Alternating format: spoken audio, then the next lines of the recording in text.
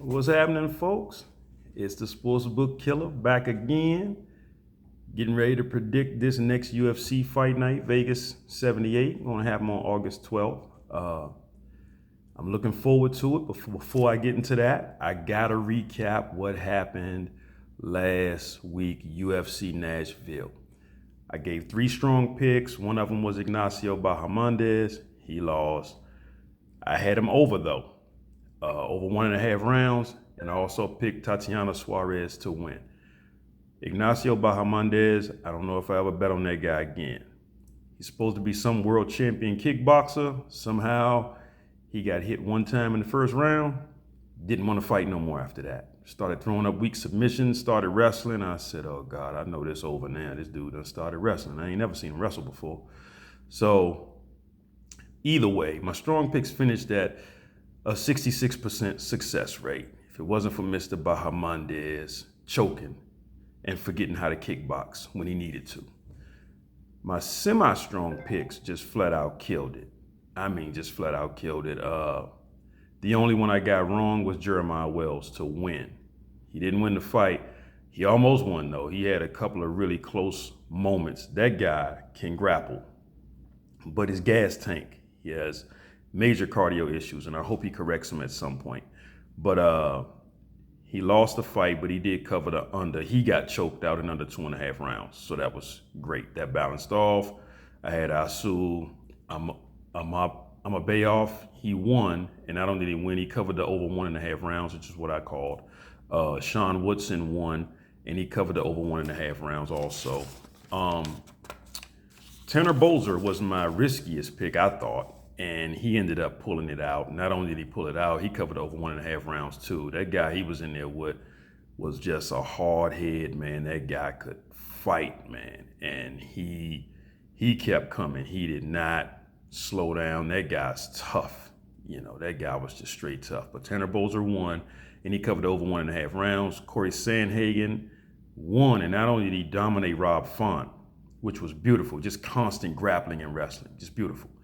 But Sandhagen actually, he covered the over 1.5 rounds and the over 2.5 rounds. So that was a beautiful thing. So out of all those picks, I only got one wrong. So I had a 90% success rate on my semi-strong picks. My next ones was my weak and my upset picks. I had Jake Hadley to win. He lost, but he did cover the over 1.5 rounds, so that balanced off. I had Kyler Phillips to win, and I had the over 1.5 rounds. Kyler Phillips won, and he covered the over 1.5 rounds. I had Damon Jackson to win. He lost, but he fought his heart out. I can't be mad at old Damon.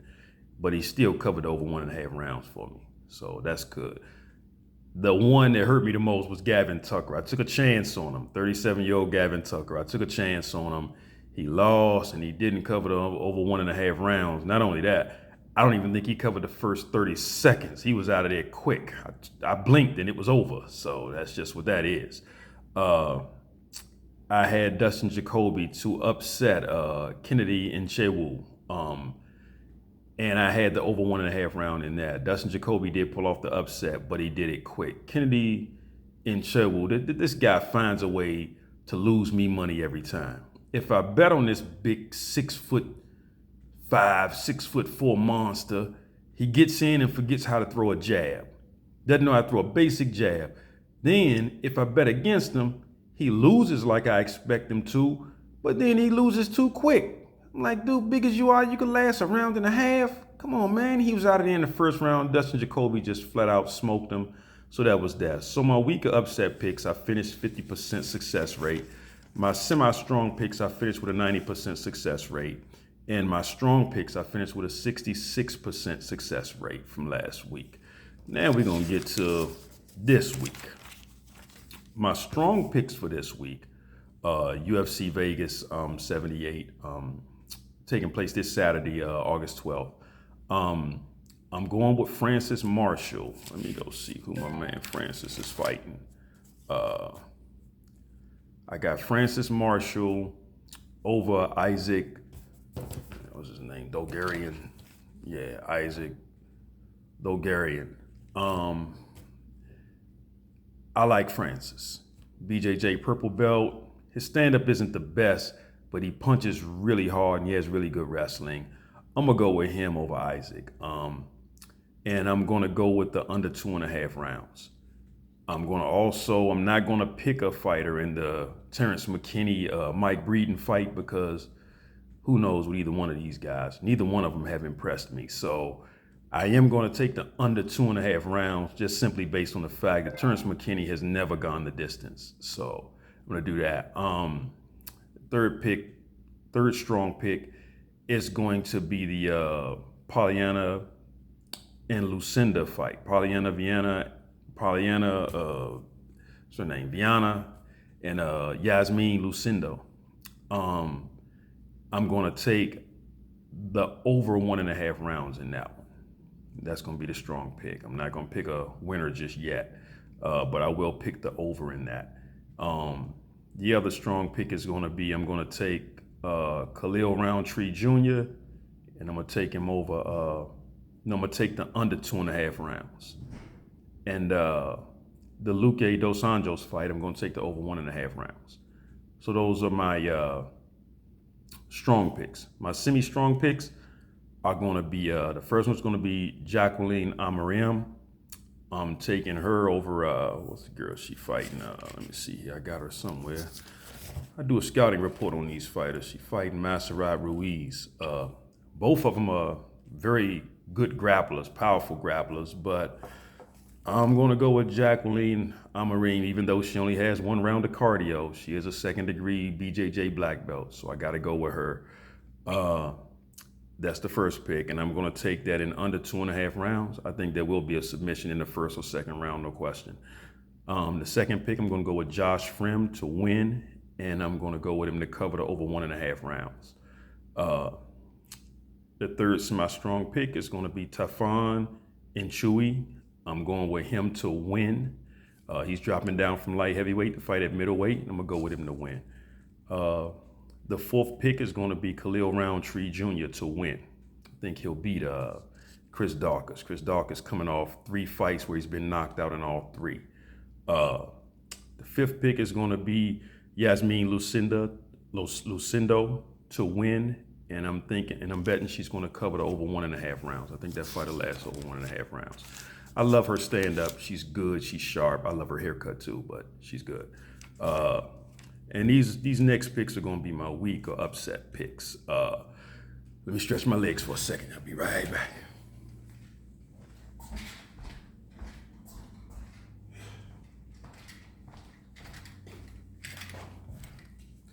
Okay. All right. First upset or weak pick is going to be Brady Hiestand to win and cover the over 1.5 rounds. The second one's going to be Cub Swanson to win and cover the over 1.5 round. The third one's going to be JD Bays just to win. The 4th one's going to be Martin Boudet to win. And I think that one will be under 2.5 rounds. Martin Boudet is one of the slowest, most boring fighters on the planet. But he's going up against another guy who's just as slow, just as boring, and who can't seem to win a fight. So I'm going to take Martin Boudet in that one. He's just a little better than a guy that's a whole lot worse than him, probably. Then the 5th one is going to be Rafael Dos Anjos to win and cover the over 1.5 rounds. I think Dos Anjos, I mean, it's a flip of a coin. I like Vicente Luque, but I'm going to go with Dos Anjos wrestling. And he's a BJJ black belt, and I think he may be a 2nd degree BJJ black belt, but I know for sure he's a BJJ black belt. Dos Anjos wrestling may pull it off. If it's all stand up, Vicente Luque is going to have the advantage. My other weeks, that's it, those 5 picks, but I want to go back and talk about the Cub Swanson fight. Cub Swanson's 39 years old. He's a legend, but man, I'm hoping he got something in him to beat this guy, Hakeem Dawodu. Nothing this guy does impresses me, Dawodu. Nothing he does. He's just a boring, somewhat of a kickboxer. Everybody seems to think he's good, but I'm hoping Cub gets this guy to the ground and submits him. Just go out with a bang, Cub. Don't let this guy beat you, man. This guy's style is too boring. So JD Bays, I'm just going to go with the fact that he trains with some killers. He trains with Aljamain Sterling and Marab. And if he can get the back of who's my guy he's fighting? Give me a second.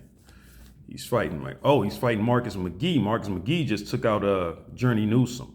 So last second notice, late notice. So McGee is good. I like his game, but he has been choked out, rear naked choke. He was backpacked and rear naked choked, and that's what Aljamain Sterling and Marab love to do. So if JD Bates can pull it off for me, great. Listen to me, y'all. Take your time. If you mix up the semi-strong picks with the strong picks, mix them up. One fight, one over under, or two fights, or however you want to do it. Try to do 2 pick parlays. Don't try to get too greedy and do 4 and 5. I know the payoff is phenomenal, but it's much more difficult to hit those 4 or 5 pick parlays. So take your time. Try to do 2 at a time. No more than 3 pick parlays. Okay? Take your time. Get this money. Good luck. Sit back and study it. Like I said, I have a pretty good success rate with this stuff, especially my over-unders. My over-unders are usually hitting really well. So even if you lose the fight, if you got that same fight over 1.5 rounds on another ticket, you may hit that one. And try to get, if you can, 3-1 odds on your parlays. If you can't do that, try at least to get 2-1 odds on your parlays, okay? Make it worth your while. Don't bet no more than you can afford to lose. And hey, man, I'll see you guys next week to do a recap and follow up for the following week. And I may be starting to pick Bellator after a while. I think I'm gonna start getting into Bellator. It's just kind of time consuming. But anyway, take care. Good luck this weekend. Like and subscribe, and I'll keep coming out with a video every week with my picks and a recap as to the results. I'll take care and good luck.